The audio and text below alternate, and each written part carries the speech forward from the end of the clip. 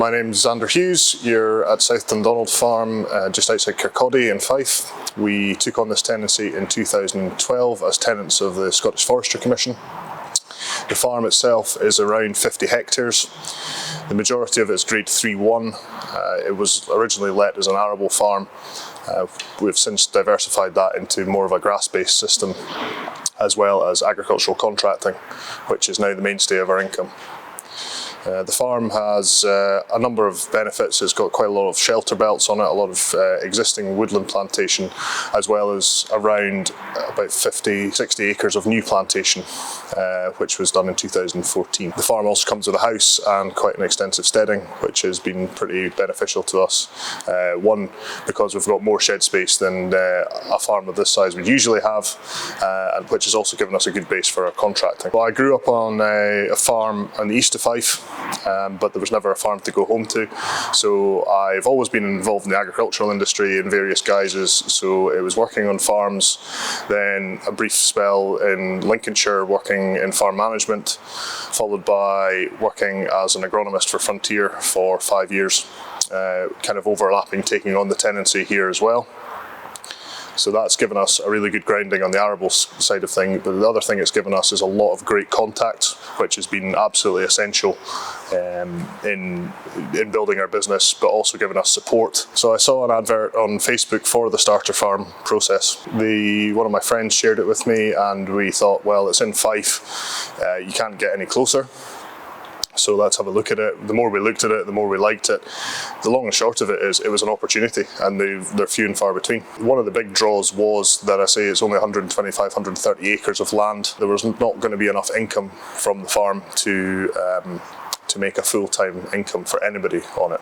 So as 130 odd acres, it was quite a manageable size to do alongside full-time employment. I was working full-time as an agronomist and running the farm at home, which as an arable farm was pretty manageable. The initial plan was to buy next to no machinery at all and just borrow from neighbours, friends, minimal capital investment. The reality of that was that it just didn't work. The weather windows are so short, the land is what it is. We needed to have our own, we need to be masters of our own destiny in terms of timings. So we had to go and buy some machinery. With buying machinery, we thought, well, we need to make it work, so we started contracting. Purely to keep some cash flow coming in. With doing the contracting, running the farm and being an agronomist all at the same time, I was pretty close to burning myself out, and something had to give. Now, any sensible person would have said, well, keep the good job, the company car and a decent pension, and I did the complete opposite and went full-time contracting. When we started the contracting business, the first thing we had on the farm here was a tractor and a plough. Because that's the first thing we needed. A seeder fairly rapidly followed that. So the natural progression in the contracting side was to offer a ploughing and sowing service.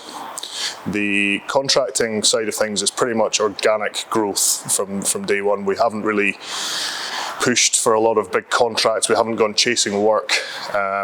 We've pretty much grown slowly but steadily since 2012 when we took on the farm, but it's been my full-time job since 2016. So the work we now do is anything from ploughing, sowing, spraying, paddock maintenance for horses. We do potato seed treatment for Frontier Agriculture on about 3,500 tonnes of seed potatoes every year. We do a lot of tractor and dump trailer work, some on the construction side. We do flail mowing, we do cattle bed and breakfast, and that is as well as having 250 lambing sheep at home now as well. We currently, as Fourth Crop Solutions, employ one person full-time and one on a self-employed basis. Which was working really well for us. Staff are a big issue on farms, and one of the reasons the contracting side has expanded as much as it has is because everyone else is in the same boat. The main benefits of the starter farm process for us have been that it's given us a base, it's given us a nice house to live in, and it's given us the opportunity to actually put business in place. But it's also given us a bit of security in that we know we have this block of land. It's not a big block of land, but it's a block of land every year that we have control of and we can do something with. I would say the constraints of the starter farm process have been that there's no continuation after it. When we took on the tenancy in 2012, we would have hoped that more tenancies would have become available by this time. But here we are in 2022, and any tenancy, never mind arable tenancies, are few and far between, if at all. So the problem we have now is where we go after our 3-year extension, which ends in 2025. At the moment, I do not know the answer to that. There are no tenancies that I'm aware of currently available. The other problem is that they're very sought after as well, and you're fighting usually against very well established farms. Our plan moving forwards at the moment is to continue to expand the contracting side. We see that as 1, easier to do, 2, potentially more profitable at the moment, and 3, a lot more achievable. The downsides of that being that it's an ever-changing picture, that we never really know what work we have from one day to the next. We think contract farming is probably the way we'll end up going. I think my advice from someone starting from where we started now would be go and make as many different contacts as you possibly can with as many different people, and it doesn't have to be in agriculture. Go and try and do your costings as best you can. My bugbear in life at the moment is people who don't know their costs. You have to know what your costs are. What does it cost to insure a business? What does it cost to buy electricity? Those are all the little things that they're only a couple £100 here and there, but that amounts to a large amount of money at the end of the day.